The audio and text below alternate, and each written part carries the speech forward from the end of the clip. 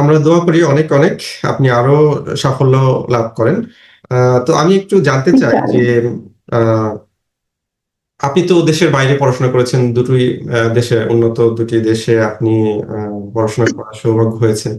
সেক্ষেত্রে আমাদের দেশের পড়াশোনার সাথে ওই ২ টি দেশের বা উন্নত দেশগুলোর পড়াশোনার পার্থক্যটা কি? মানে মূল পার্থক্য কি, কি?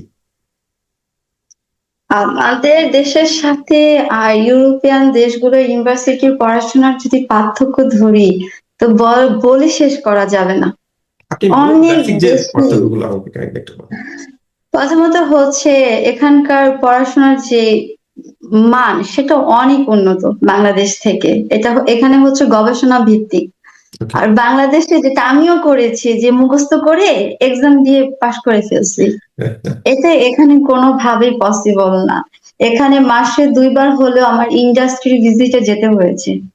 ওইটার উপর আমার প্রজেক্ট তৈরি করতে হয়েছে। কিন্তু বাংলাদেশে পসিবল না। বাংলাদেশে চাইলেই একটা স্টুডেন্ট স্কলারশিপ পায় না। এখানে কিন্তু পসিবল। স্কলারশিপ, খাওয়া-দাওয়া মানে সবকিছু ফ্রি।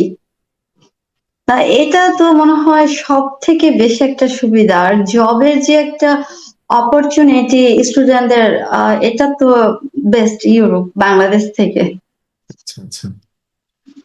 তাহলে মূল কয়েকটা পয়েন্ট আমি যেটা বুঝতে পারলাম, যেটা হচ্ছে রিসার্চ বেসড লেখাপড়া। অর্থাৎ পড়াশোনার সময় শুধুমাত্র ওই তাত্ত্বিক যে লেখাপড়া বা থিওরিটিক্যাল যে লেখাপড়া, তার বাইরে তারা হলো প্র্যাকটিক্যাল ওরিয়েন্টেড, ইন্ডাস্ট্রি ওরিয়েন্টেড পড়াশোনাটা তারা বেশি ফোকাস করে।